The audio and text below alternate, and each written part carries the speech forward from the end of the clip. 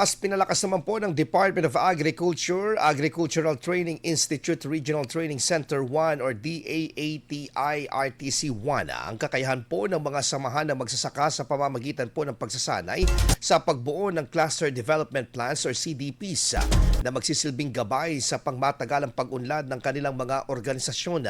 Isinagawa ang ikatlong batch ng 5 araw na pagsasanay ng July 13 to 17, 2026 sa FJA Integrated School Incorporated sa Barangay Bantug, Umingan, Pangasinan.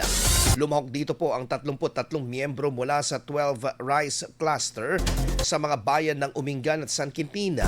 Sa pamamagitan po ng mga lectures at ng workshops at praktikal na gawain, nabuo ng mga kalahok ang kanilang cluster development plans na inaasang magsisilbing malinaw na direksyon sa pagpapalakas ng kanilang mga samahan, pagtukoy sa mga prioridad ng mga programa at pagpapataas ng ani at kakayahang makipagkompetensya sa merkado.